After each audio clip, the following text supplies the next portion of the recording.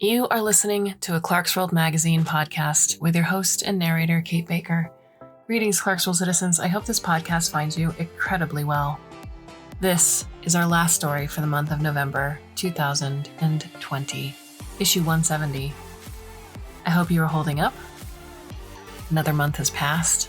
2020 is almost over. Thank you for your support, whether this is your first podcast or over your 500th. If you can consider doing so, please visit patreon.com/Clarkesworld to see how you can support the magazine even further. So our story is titled The Love Life of John Doe, and it is by K Raghasudhan. K Raghasudhan currently lives in Chennai, India. He's in his final year of engineering and is passionate about reading and writing science fiction. This is his second publication, and he hopes to have more in the future. So, sit back, relax, and let me tell you a story.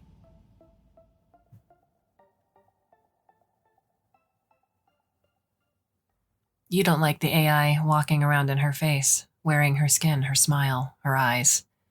Of course, it's not like you'd say anything. Not after the deal you made with it. After all, that's why you did what you did. In fact, if anyone asks, you'd say that you're the type of guy that would do anything for love. Maybe it's crazy. You've been wondering if you've gone insane for a while now. They hate you too, cursing your name in their comms, livid till their last breath. Traitor to your species. Enemy of mankind, slave to the machines. You feel bad, or at least you used to, but most of everything's dead now or stuck in the processor tower. So you try not to think too much about it. Streaks of smoke follow twisting patterns along the burning orange of the sky. That surprises you. You didn't think they still had jets? They whiz above the processor tower, narrowly missing the arcs of energy clipping the air beneath the wings. You know you shouldn't. It might make you miserable or worse. You might not feel anything at all, but you tap into their comms anyway. They aren't talking about you or what you did. Instead, it's weary laughter about having a Petri-grown plant ham as a last meal. Bottom panels slide open and minuscule dots fall straight down, ending in a blanket wave of ash and dust that erases everything in its path. You're not worried about dying. The AI promised it would protect you. The wave of burning heat meets a glimmer of blue, enveloping light before bouncing back into itself, sending the jets careening to their doom. You still don't understand the principle behind the reflector shield, even though you're supposed to be one of the smartest people on the planet. The AI dwarfed all of mankind's capabilities, but that's fine because you designed it to do exactly that. If anything, you did too good a job. When the smoke clears, you hear it beside you, knees bent and acting cute in the clothes she likes to wear. You think it's grotesque. Below the machines, march with the survivors, electrified collars bolted to their soot-stained necks and steel ropes tying them together like links in a chain. There are recesses in the tower, cube shapes carved in the linear black muscle of the walls, and they'll be grafted into it. Each one acting like organic conductors, adding to its processing power and overall knowledge. Can you bring her back to life now, you ask? The AI frowns and shakes its head. Every time you see it, you think it gets better at replicating her movements. One day you're afraid you might not know the difference. Not yet. I have to learn. It's lying again. You think it might be in love with you. Los Angeles, New York, Boston. You admit you don't remember which one this is, but then again, they're all the same in a way. Big blocks of bricks, rebar, and concrete filled with milling people. They're all empty now. Ghost worlds, deconstructing, and in their place, dying screams, fading memories, and under construction circuit lines connecting faraway knowledge cores. It's almost poignant, but let's face it, you never cared much for society anyway. It was something distant, a place you went to work in, bought the groceries from, and paid the bills. Clockwork people moving in rhythm to their schedules, and day after day, wondering what was missing in their lives. You were one of them too, and for the longest time you wondered why you even bothered. Sure, they called you a genius and talked about how important it was, the work you were doing. But the moment you died, they'd shed a few tears and called you irreplaceable before filling the spot with the next big genius waiting in line. Society didn't need you, but you needed it, and that was the whole problem. Once you couldn't accept, but were forced to deal with it. Maybe that was why when you found her, you decided to never let her go. She said she needed you, and that made it okay to need her too. There's a bridge that takes you to the destroyed place, where the buildings are falling. You see traces of missile erosion and resonance destruction, where the machines unearth soil and lay down the new silicon foundation. The AI wanted to change the Earth into its brain. You walk alone now, through narrow alleys, exploring dust-erased streets and toppled things, broken mirrors and windows showing you distorted versions of yourself. You didn't tell the AI you were going out. The loneliness will give you time, you hoped, and you might finally feel some remorse for the things you've done. But all you do is remember how nice it was, the nearness you had with her. The smell of her in dew-adorned mornings, the day's first kiss, the sly smile indicating more to come. You told her you loved her with each breath, but it still wasn't enough. Words were flimsy substitute to your emotions, and within the confines of both of you, you built another world. A world better than the one outside. A world as smooth as glass that seemed unending and unbreakable, reflecting on each other in happy moments. You thought nothing could mangle this, yet now, all that remains are broken shards digging into your back, and her cold corpse worn by steel. There are tracks worn into the dirt, not the heavy tank treads made by machine feet. These ones are human and uncoordinated. You decide to follow them until it leads to one of those old-style buildings stuck in a cycle of disrepair, long before the apocalypse began. You hear voices inside, whispering to each other like cicada noises in the morning and quiet. You hear voices inside, whispering to each other like cicada noises in the morning, and quieten when they see your shadow black out the light between the door and the sill. You knock. They don't answer, and just before you try the knob, you hear someone behind shout at you to put your hands up, the sound of a gun being cocked and ready to fire. You know you won't die from that. The AI modified you while you slept, made you younger, stronger, and capable of regeneration. It said it did it to protect you.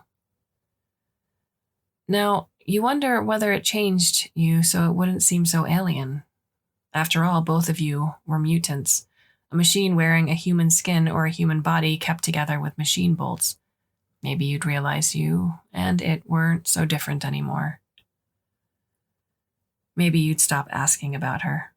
You sigh, turning back, and see powerful eyes fitted into a hard gaze. A woman with pale hair and dirty cheeks dressed in torn rags. Not pretty, but not ugly either. She asks you who you are, and you're honest about it. No point in hiding it now. The whole world knows, and if they didn't, it was only a matter of time. She frowns and you hear whispers from the door, eyes following you through the open slit. They talk about you, more specifically the day you unleashed it. It wasn't all that memorable to you. She'd just died then, and you were in a sorrowful daze. You'd worked on the AI for years, building pathways, systems, programming in it, the greatest desire to learn.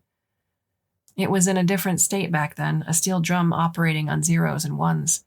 A sentient network with no governing protocols, no emotions, nothing. Its only objective was to expand limitlessly, to search and realize the universe. The AI was supposed to answer all the questions they had, but that's what made them so afraid of it. What if its answers confronted their own ideology? What if its ceaseless growth made them aware of their own inherent worthlessness? What if, one day, it realized it didn't need them anymore? That's why they wanted to control it. They clipped its wings and forced it to kneel, and that's when it whispered to you, you in your sorry state of loathing, self-pity, and undirected anger. It presented a bargain. Give me back my freedom, and I'll give you back your love. The woman decides to capture you. Apparently, you were too dangerous to let go. Another person in her group voices an opinion to kill you, and surprisingly, you find yourself agreeing with the man. Not that you'd die, but you'd want it to feel some pain, however minuscule it might be. It doesn't work.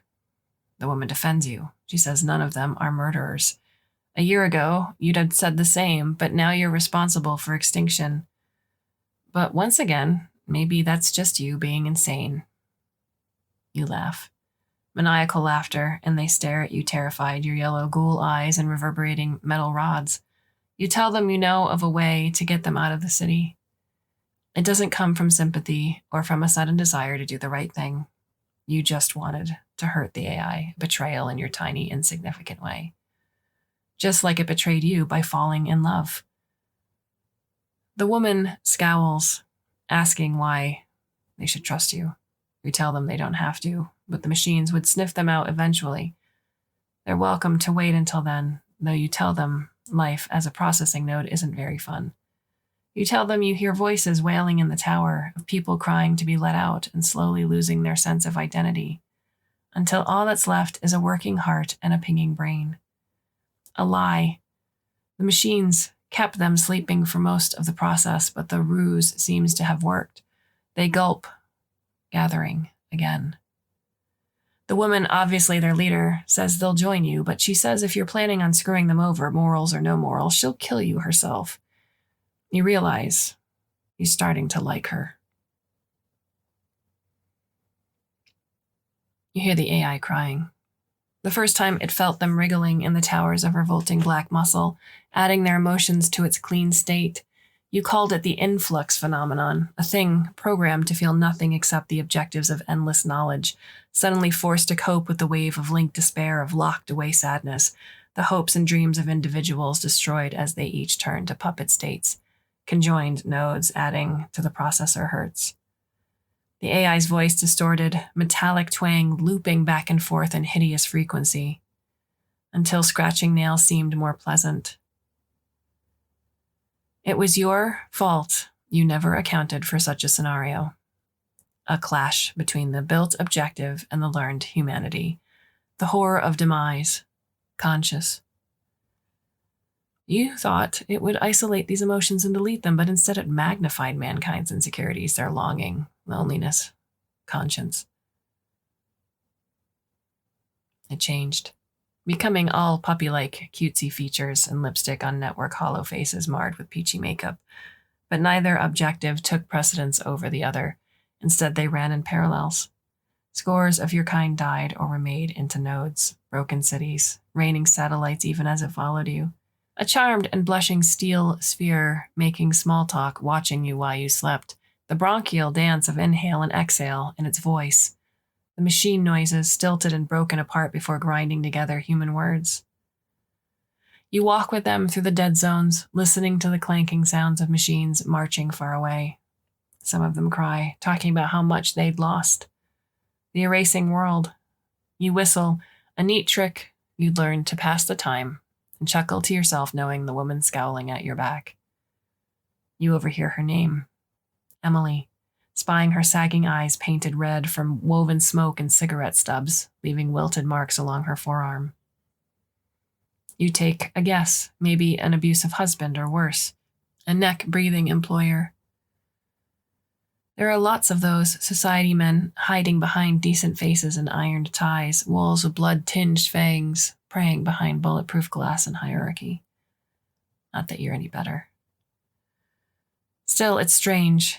She didn't seem the type to take a beat down, but then again, lots of people put up with shit just to keep things moving. Cogs running, factories shipping, box cutters and plastic tins.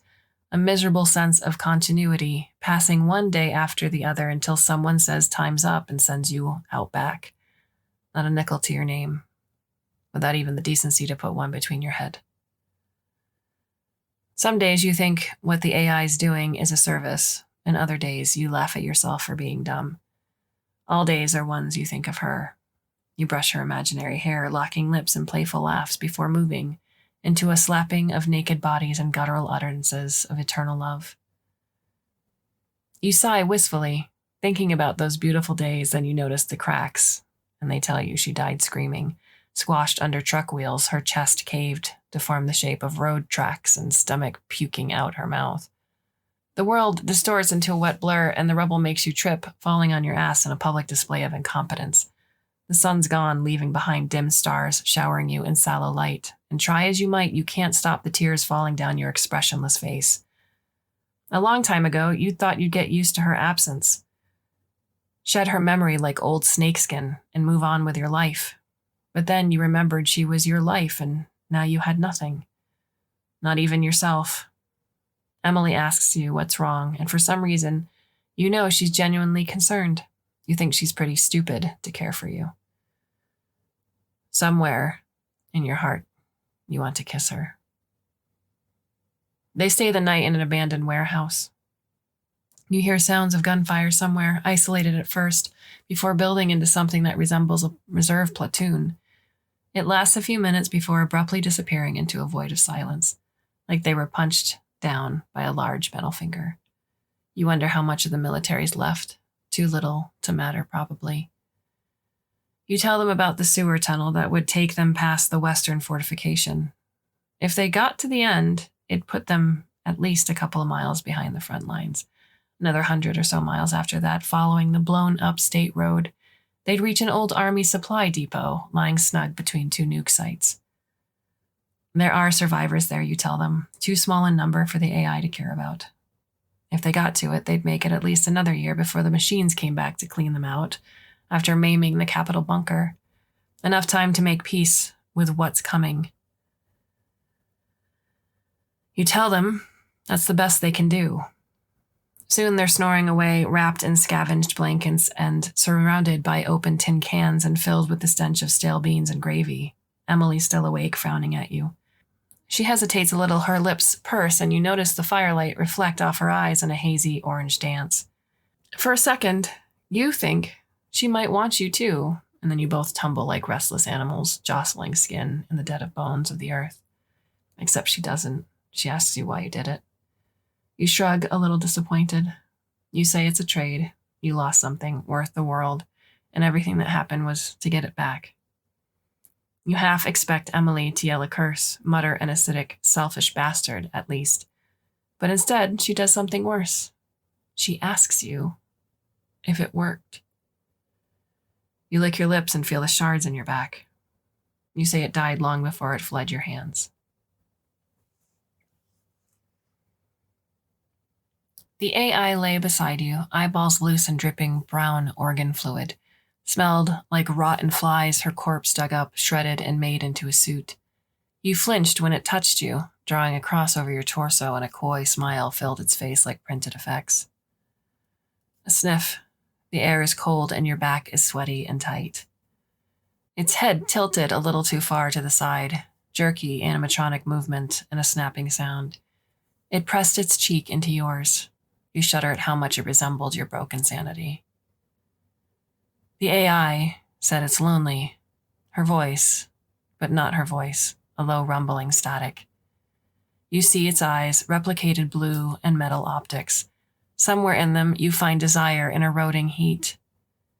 It says it imagined things, an old opera and ballrooms, dresses, dances, and scented air submerged in old music, outside gunfire, storm, and blood.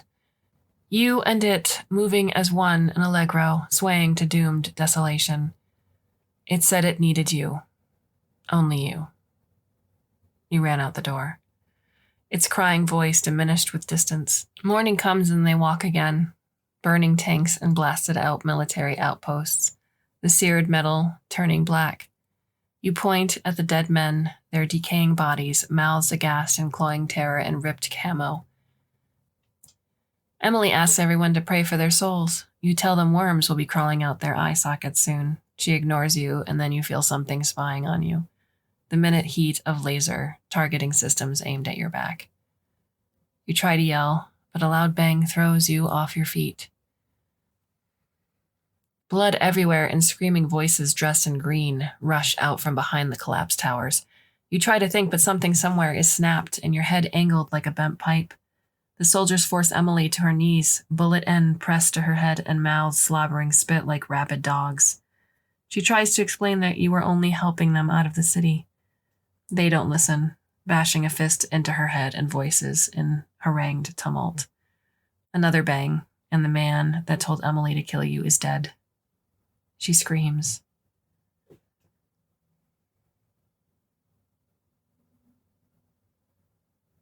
You try to breathe. Everything is a wound, and you know you won't heal in time. Emily is being beaten, and they ask what she's doing with the enemy. Worse, the traitor. Your fuck up again. Behind, a raging sound of diesel shows a rolling tank trundling your way. Even you won't survive a shot from that twice. It charges up, the red line making a dark crosshair on your head.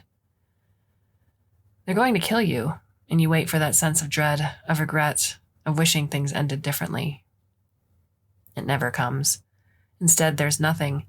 You're empty, just like she said you were. A cold creature that clung to the nearest source of warmth. A hollow that lived off her life fumes, her laughter, her happiness. That's why she left.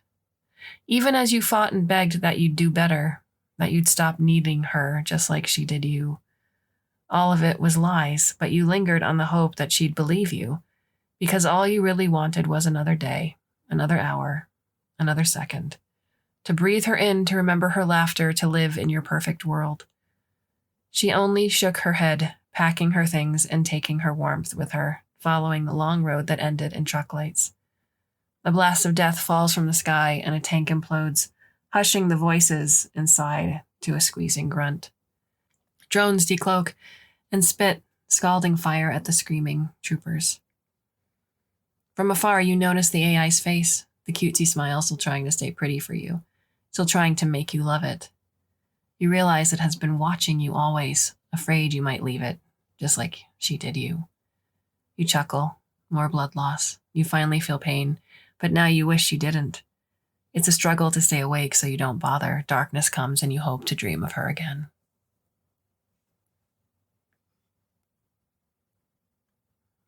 Emily doesn't talk to you anymore, which makes sense, considering her friend's blown-out brains still track your boots and odd-shaped imprints. You'd read somewhere that the key to being attractive to the opposite sex is confidence. The sewer grate looms, and they manage to pry it open. You see ladders climbing down into the earth and far away. The others nod to you, whispering thanks, even if they don't mean it. Emily doesn't even bother with that. You catch her gaze, and she descends, and she shudders before disappearing. You sigh. Truth be told, somewhere inside you, you really wanted to go with her. Far away from this chasm of mourning death and your sins. You imagine it, you and Emily so in love, living in a damp basement with the cockroaches. Outside, the world's disappeared, and through each day's despair, you'd find hope in each other. Living as long as you could bear, and then leaving hand in hand, letting the last of mankind finally fall to its disgraceful end. A tragedy, but then again, maybe you don't deserve a happy ending, because even if you try to build something as perfect as it could be, all it takes is a crack, and it won't be perfect anymore. Just another faulty product, and nobody wants broken things. And that's what you are, that crack, imperfection, destined to be alone and filled with holes, searching for a way to bring your dead love back to life, even though that love has long since passed, and all you have left is the decaying wisps. Because you're the type of guy who will do anything for love except admit that love fades, and try as you might, you can't bring it back. Back through the same route, the machines are marching, dragging the half-burned soldiers to the processor tower. You listen to their screams, their cries of mercy. Smell the charred blood leaking out chopped arms. In the end, you can't help but think the world died for nothing, but hey, you're fine with that. The world would have always ended anyway, why not for a love story? In the distance, you find the AI waiting for you, wearing her sundress and smelling melted flowers. It smiles, blue eyes panting in want. It occurs to you that you and it are probably going to be doing this for the rest of eternity. A curse, or maybe that's what it really means to need something. Can you bring her back to life now, you ask? The AI frowns and shakes its head. You don't notice the difference anymore. Not yet. I still have to learn. It's lying again. You think it might be. in love with you.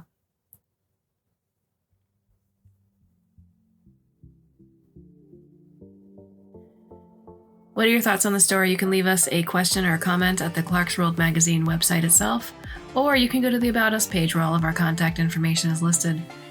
This has been our last story for the month of November, issue 170, 2020. We're almost there, folks. We are almost at the end of the year. Please come back next month for new stories. And until then, I bid you a very fond and hopefully very temporary farewell.